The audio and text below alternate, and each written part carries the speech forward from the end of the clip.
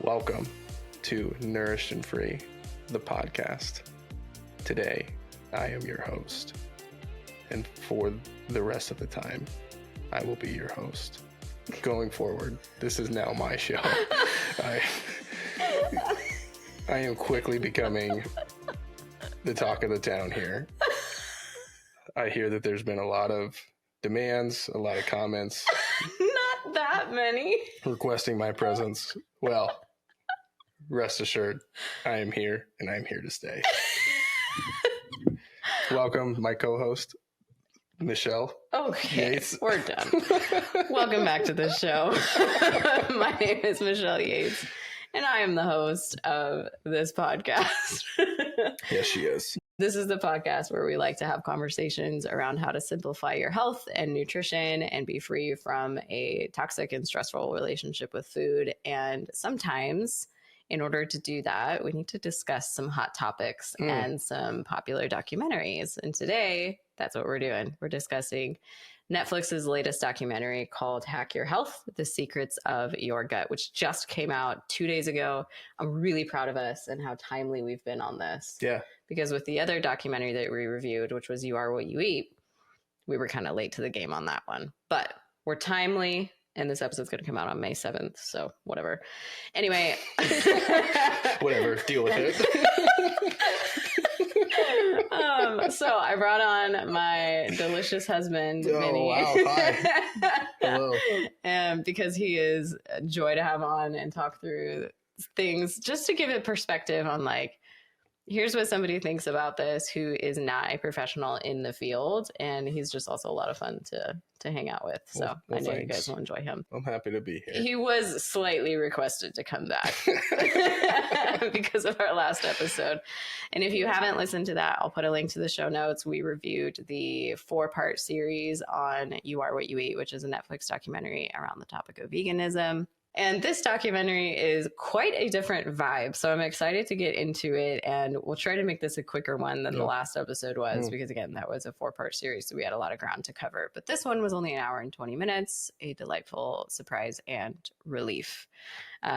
If you haven't already, be sure you subscribe to this show and leave a rating and review. It is so helpful to support the show and boost us up in those charts, especially if you want to spread the word on how to live nourished and free and be free from all of the crazy diet wellness crap out there. So anyway, let's get into it. So let's get into it. Let me give you a quick overview of this documentary and essentially some of the key themes that we saw throughout it, and just give you if you haven't seen it, I want you to have an understanding of kind of what it's all about.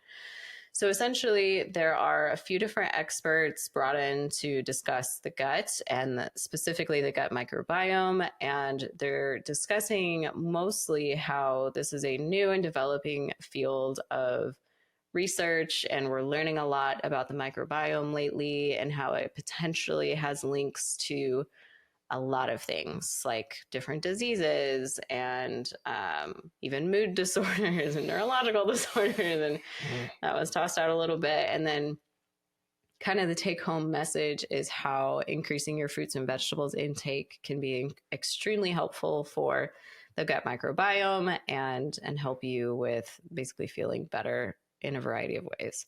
So why don't you give me kind of your initial thoughts after watching this? You know, we've sat with it for about a day and a half now.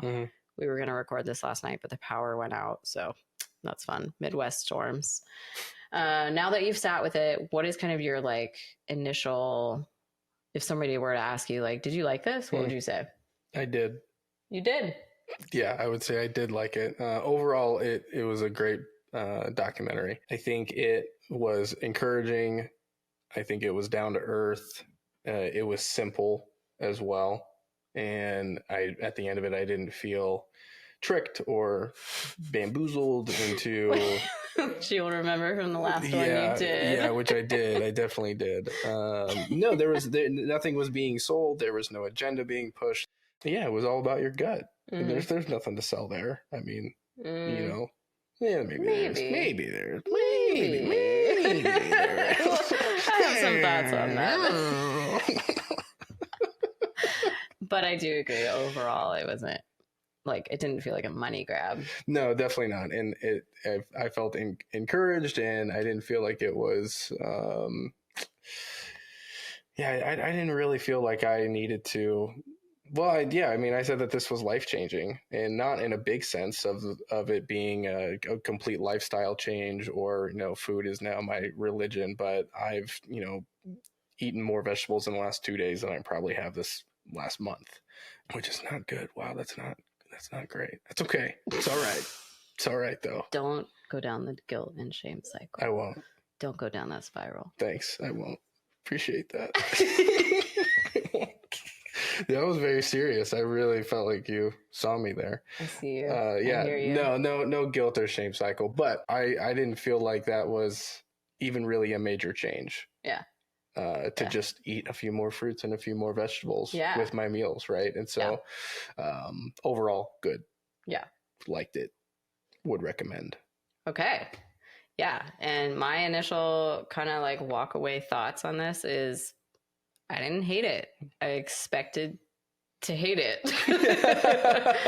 But I didn't. And I know a lot of colleagues that are expecting to hate it as well. And I really want them to watch it and let me know what they think too. There's some things that I want to discuss, and we're going to go through pros and cons of this documentary. And so you'll definitely hear some cons and things that I think could have been done better or just left out completely. But overall, and I think Vinnie described this really well, the net effect of it seems to be positive in encouraging people to just eat more fruits and vegetables, but not in a shaming way or a demonizing way, or like you need to go fully vegan way. Yeah. It was just like, hey, here's some information on how your body works and what supports it. And I am a fan of that. Personally, I think just going back to the purpose of this show, how to live nourished and free, it involves a lot of different layers. And a part of that is just education on how your body works and being realistic about what's helpful for it. And I think that this did a good job of that.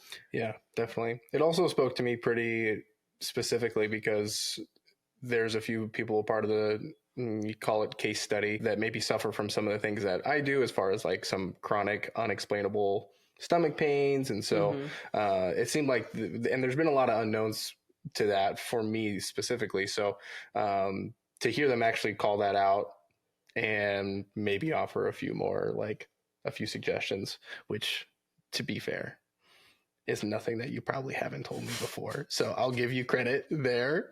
It's fine. I knew that somebody else would need to say it in order for it to land. Yeah. I am your wife. You are my wife, but I do respect your opinion a lot. Well. And I do want to listen to you, especially when it comes to the area of food and nutrition. So it's okay if you don't. I get it. Okay, cool. Good. I'm glad you don't hold a grudge. Maybe a little one. Okay. I'm trying to make up for what I've done here. I'm sorry. That's what I'm trying to say. Besides that point, that was helpful for me. And there was a few times during it, I was like, man, is this what's wrong with me? Like, am I just not taking care of my gut like the way that I should be, and am I not giving it the respect that it deserves? And I had a feeling you were well, not a feeling. I was just wondering if you were thinking that. And for anybody who didn't listen to the last episode, when we do this, we don't discuss it at all until we sit down and do the podcast episode. So we try to stay quiet the whole time, and I'm just kind of guessing what he's thinking over there. Yeah. And I was wondering if that was a little bit of what was going on in that head of yours. Yeah, definitely. So that was good. That was helpful and encouraging. And I just kind of walked away overall with a very positive experience and a better outlook, I think, on what I can add to my diet and not take away, which I think there's maybe some things that we can talk about there. Well, I think that's a great segue into kind of our section of the podcast where we're going to discuss the pros of this. And I think that's maybe pro number one is that overall you're left with this encouraging message of, hey, let's add to your diet instead of taking away. Now, there were people that I will discuss in a little bit that had the opposite message, and I just don't know why they were included at all in this documentary. But overall, yeah, I think that was the take home message. Like, hey, let's just add some more fruits and veggies. But there was an expert that talked about like your ABCs, always be counting. And she was like, I don't mean calories. I mean, always be counting how many fruits and vegetables you've had throughout the whole week. Try to shoot for 20 to 30. And I thought that was like a really great take home message of focus on variety, focus on getting more in. They didn't say anything about like, don't enjoy other foods in your life. Don't enjoy meats or dairy or whatever. Like, yeah. I think one of the quotes that I have here, I don't remember who said it, but they were like, vegan or not vegan, it doesn't matter as long as there's like a diverse sense of plants like in your diet. Like, yes, get some diversity, which is there. Like what registered dietitians say all the time. Like, just get variety and variety. We're not saying that to be lazy or to be annoying or to push agendas. We're saying that because it's literally shown to benefit your health to have a variety of nutrients in your diet, especially a variety of fruits and veggies too. So I thought that was really great. You also discussed or kind of touched on the simplicity of this documentary, which I feel like is another pro. Yeah, I probably could have listened to Yulia probably talk for the entire hour and 20 minutes about my digestive system. Yeah, she's a doctor that has this adorable German accent. Yeah, with the yarn fuzzy like stop motion like illustrations going on. I could have watched that probably the entire time. So I actually just love that it was like, maybe that's geared more like for kids, but like it doesn't have to be for kids. Like it was. I think visuals are good for any age. Oh, 100%. And so it was kind of in that realm of like, I would probably see this in a kid's show, but that doesn't really matter because this needs to be that simple. It does not need to be complex. And nothing needs to be tricky here or confusing or over my head in order to get me to eat more fruits and vegetables. Yes. So it's kind of like the Magic School Bus. Like when you watch that show, it's low-key super educational and incredibly. And it's a kid's show, but because of the visuals and everything, it takes these really complicated scientific concepts and boils them down into easy to understand, digestible, no pun intended, like lessons. And you can walk away being like, I feel like I understand that a little bit better. So yeah, for anybody who hasn't seen it, they have these adorable little creatures that represent bacteria and the immune system and T cells and all this stuff. And it's, they're like, some of them are made out of yarn, some are made out of wool. It's just fuzz. It's so cute. It's adorable. I loved it. I was all over it. So yeah, I think they did a really good job of taking complicated subjects and making them something that the general population can understand and feel like, okay, I actually kind of get that. We touched on this, but I also feel like they did a good job of not being shaming towards anything really. And again, there's an exception to this that I'll get to, but overall, I feel like we can walk away from that feeling more encouraged and like, okay, I feel like I want to take some action on this, but I'm not doing that out of fear. Right. I didn't get that sense of like, oh, I'm afraid to never eat a fruit or vegetable again. Well, I don't know, maybe in some way, but it's nothing like the last documentary we watched where that was all like fear mongering. Yeah, definitely not. Yeah, nothing like that. There was a moment with, and I'm sure we'll talk about him next, but Tim Spector. Tim Spector. Keep saying his name, please. So, I will. So Tim Spector. Yeah, there was a moment he's going through the supermarket and he's talking about, reading labels and there was a moment there that I felt like I needed to start doing that. I needed to be more mindful of the ingredients within the maybe processed foods that I was buying. And that gave me a little bit of a sense of like, oh, I need to stop grabbing my favorite cereal or my favorite Pop-Tarts when I go to the store. I need to like stop that. And I have quickly gotten over that because my love for those go way too deep. But I don't want to live on that side of the line, of the extreme line of this becoming a religion. I want to still enjoy those foods, and like I said before, I want to add things to my grocery cart, not take them away. Yeah. So. Yeah, and that really is like when I just think about what I know about nutrition and health, and like the more research that comes out about what's a healthy diet, it really is, I think, more about what you can add. Like even when you think about the link, the somewhat strong link that is still quite relatively small between processed meats and cancer, it's improve, like the risk decreases if you just have fruits and vegetables as well in your diet. So I think that it's that concept so perfectly of adding to your grocery cart instead of taking away is shown in the research too. And again, this is like what registered dietitians and nutrition PhDs say all the time, is just increase your variety. That's how the magic happens. Oh, for anybody watching on YouTube, we have a little guest. This is Harvey, our cat, and he's up on the chair joining us. Hey, buddy.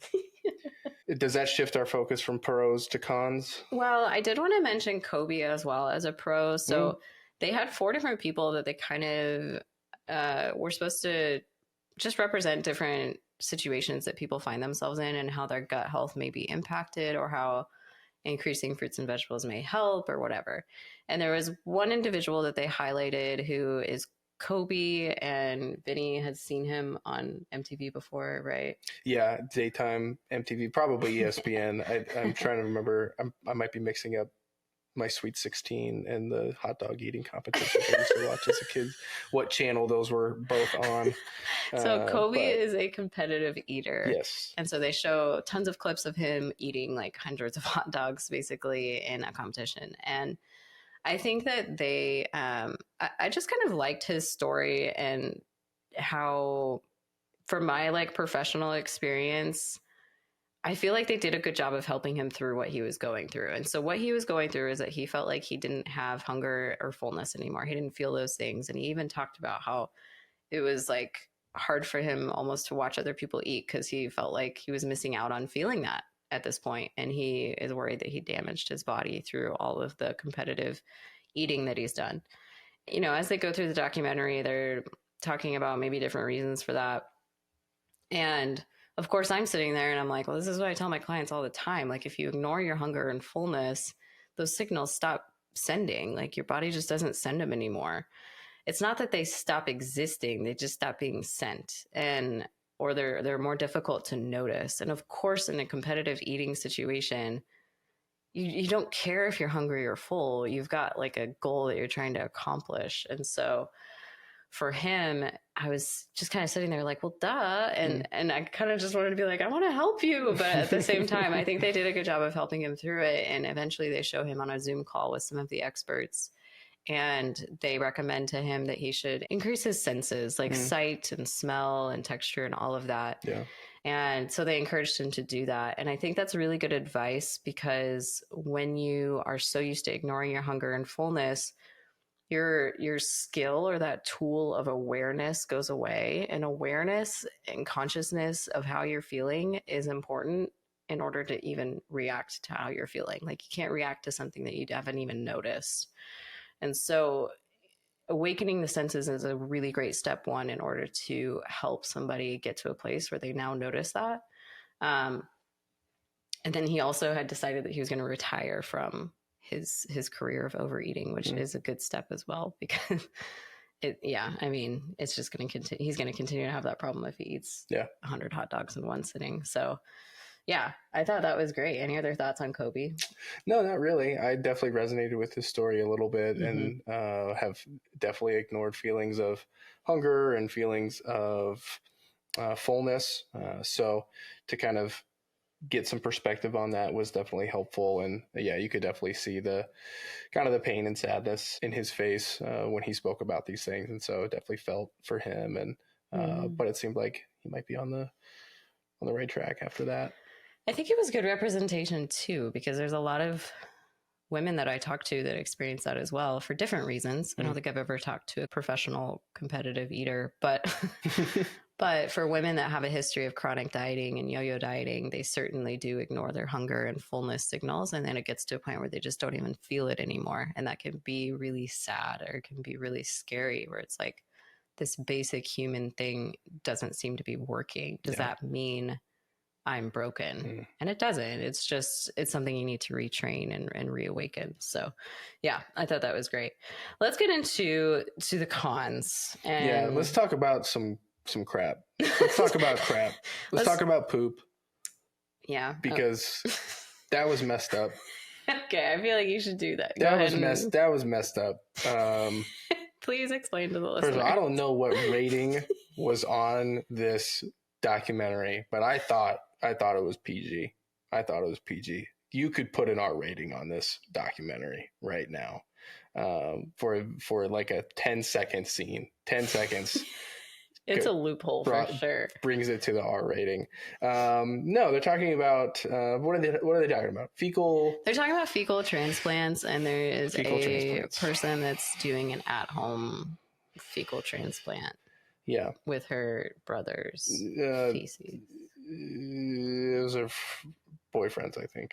No, she switched back to the brother because the boyfriend's feces made her depressed. Yeah, it would make me depressed too. Yeah, I just out of nowhere. That's the problem. It just came out of nowhere, and all of a sudden, there's this scene where like they take a frozen piece of poop out of the freezer and they just toss it into a blender, and it's just like right there, like you just see it. There. And I was just like, whoa, hey! So type 5 on the Bristol stool chart. Can you show that? In like, a blender, yeah.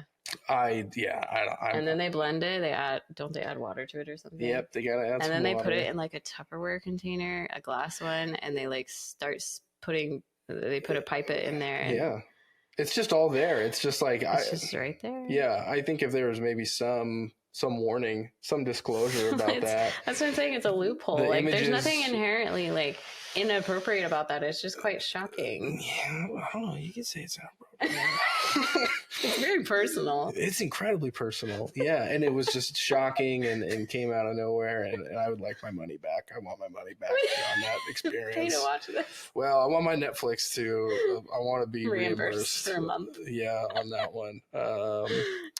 Yeah, that was one of the cons for me. Was really just seeing that. Not the fecal transplant thing. Whatever.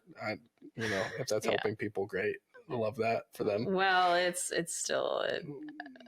It's in research. To learn a lot more. TBD on the fecal transplants. Yeah. But I did not need to see that log get tossed into that blender. Like it was just a frozen banana. Like they were just confidently blending it up, putting it into capsules. I did get nauseous thinking about swallowing one of those capsules. I'm getting nauseous now just thinking about it. Okay, let's move on. Yeah, let's move on. That rant over. Okay, let's circle back to Tim Spector. We've brought him up a couple times. So this was like probably the number one thing that I was annoyed about from this documentary, and that I think a lot of people in my field were expecting to completely ruin the documentary when they just like knew that Tim Spector was going to be on it. Tim Spector. But they didn't. They didn't bring him up too much. Like we mentioned, he did a little walkthrough in the grocery store, which is just like classic fear mongering. Classic Tim Spector. And anyway, the problem with him was that he just like anything that he said was either fear mongering or it was a huge overstatement. Or it was just plain false. Wasn't he the one that said that Parkinson's and Alzheimer's is because of the gut microbiome? Yeah, probably. Or the gut. I don't know for sure, but let's go with it. Let's put all the blame on him. It was him and I think another. You're acting like you know so much. I know a lot about Tim Spector. Okay, let me tell you something here. No, continue, please. Anyway, I think there was one or two guys, and I'm pretty sure Tim was one of them, that made this like statement about how Alzheimer's and Parkinson's is due to the gut, and there are a lot of experts unhappy with that. I'm not an expert in those conditions, so I will let the other experts speak for themselves on that. But he did do a lot of demonization around like ultra processed foods, and just the thing with like him going through the grocery store was so unnecessary. Picking up a thing that it was a bar that actually included some really amazing, I can't remember what it was. I think it was like figs or dates or oats or something, like clearly giving somebody a great amount of fiber, which was like the whole point of the documentary, was to get more fiber. Yeah. And you're forgetting that he picks up the bar and he actually talks about how it's such a good example. Yes. He's like, this is actually a good one, and talks about these 3 or 4 main ingredients. And then someone like off camera is like, that actually has a ton of sugar in it. And he like flips it over and is like, oh yeah, this has 30% sugar. Which disqualified immediately. What an idiot. Like, you can't look at a label and say that has 30% of anything. That's not how nutrition labels work. What he did was he read the label and he probably saw the daily values of 30%, which means that product has 30% of the daily amount of recommended sugar in it. And so he saw the daily value of 30% and said, this has 30% sugar. So just like discredit immediately. I don't really care anything else this guy has to say about nutrition if he doesn't even know how to read a nutrition label. Yeah. And when I watched this, I didn't know who he was at all. It wasn't until after I watched the documentary that I started to research him a little bit more. And I heard, like, I was talking with some friends about him. And I go to his Instagram, which has like 600,000 followers, of course. And one of the first things I see is a video talking about how he's given up dairy because for so long he thought, he just believed all the experts that said dairy prevents osteoporosis, but he has now come to realize that it does the opposite. So this guy is an idiot. Classic Tim Spector. And I don't know why he's on this documentary. And none of the things that he said were helpful, but I also don't feel like he had a lot of airtime. So I'm not that mad about it because it wasn't like he was running the show necessarily. No, and not at all. I think everything else that was said kind of just like it helped to soften the blow on the Tim Spector appearances. Yeah.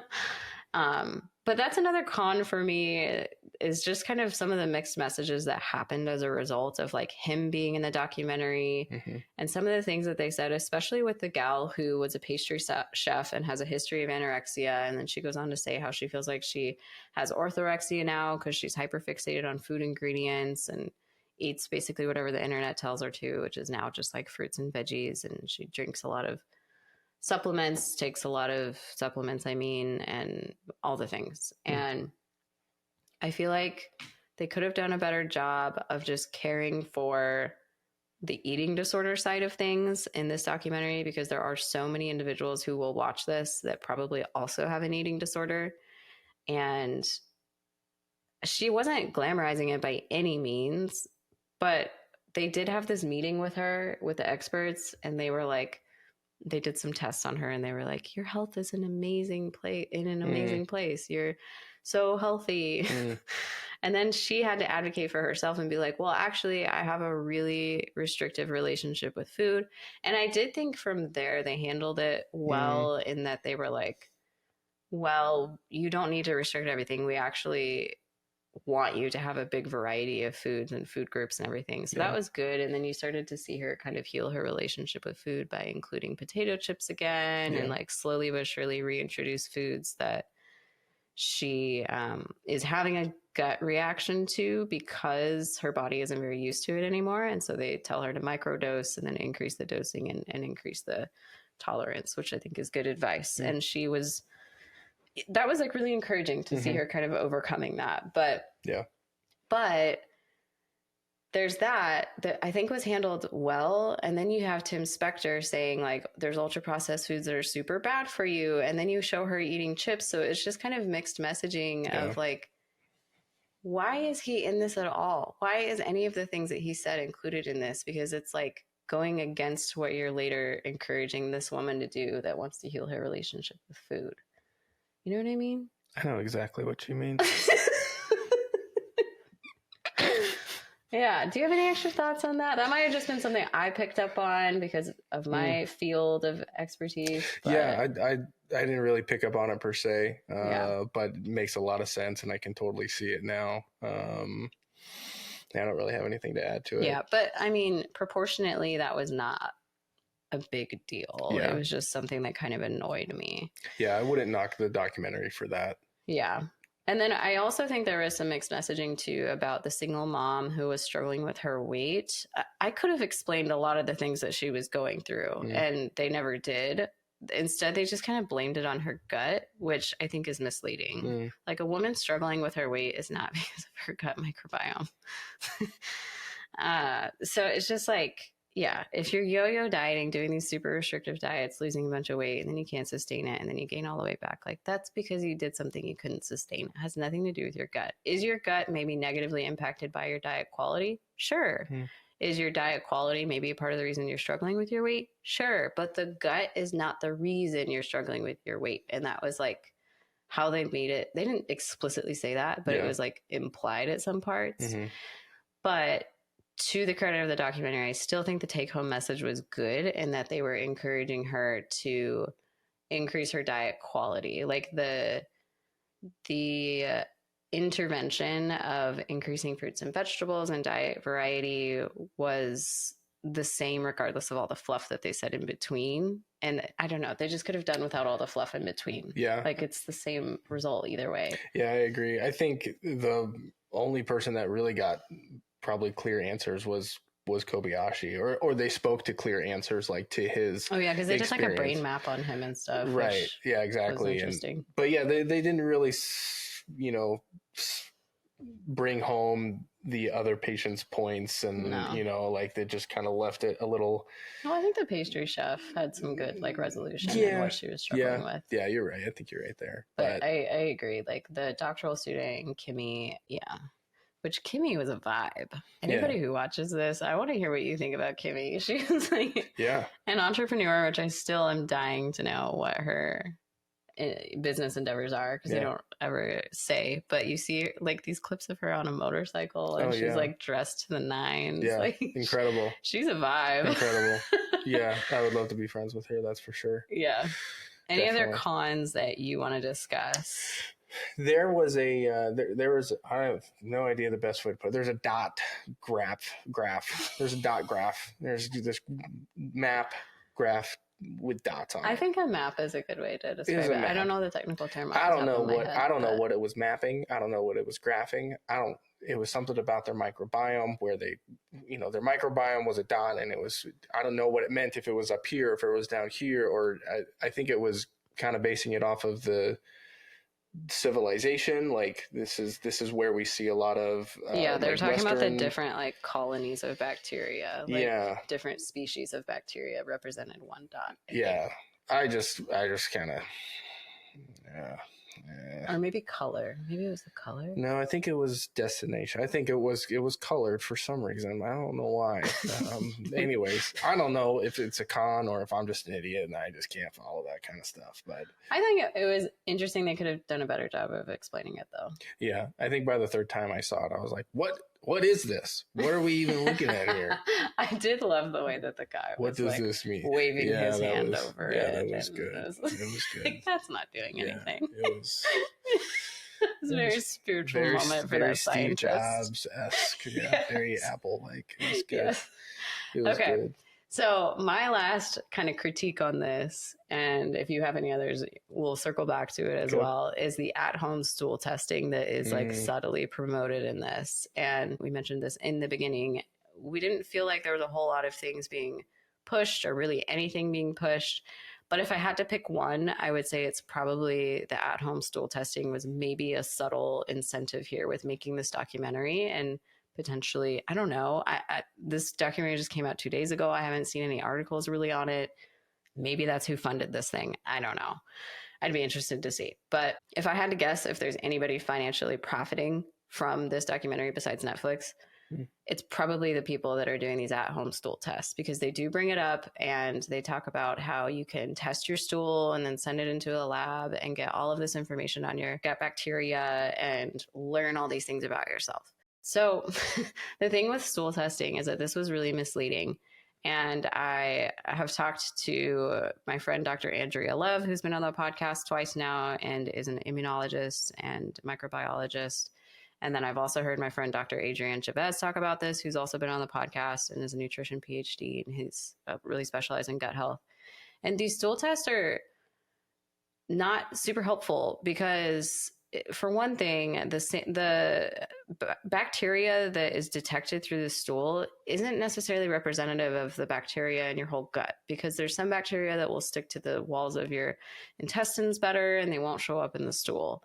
And also, it's just like one point in time, and the gut microbiome is so diverse. It changes constantly depending on what you ate, for example, like they talk about, and your stress levels, and just even probably time of the year, time of the month. So it's not super helpful to test your stool and then make all of these conclusions based on those results, because those results can be misleading and missing a lot of information. And the other point I want to make about that too is that when you go to the doctor and you get your blood tested for like iron levels, let's say, the reference ranges that they use to make sure if your iron levels are within a healthy range or not is based on data we have of millions, if not billions of people, showing like, okay, here's in general what the healthy range is for this level or this particular measurement that we want to get, which is iron. So that's how they develop these ranges. With the gut microbiome, we don't have that information yet. It's still such a new field of study or of research that we don't know what healthy ranges of what bacterias are. So again, like, these test results are just kind of insignificant because we don't really know, like, does that mean healthy or not? Is that normal or not? We don't know yet. And again, like, there's a lot of bacteria that's probably not showing up in the test. So it's just like, and it can be helpful for detecting like C. diff, which is an infection that we need to fix. But anyway, so I wish they would have not included that, because these are not FDA approved tests. They're not helpful.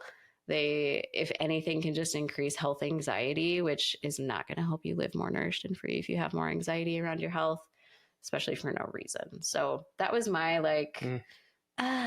my ick with this documentary, was just the subtle promotions of these at-home stool tests. But it was subtle. I don't feel like they were pushing it necessarily. They weren't pushing any specific brand.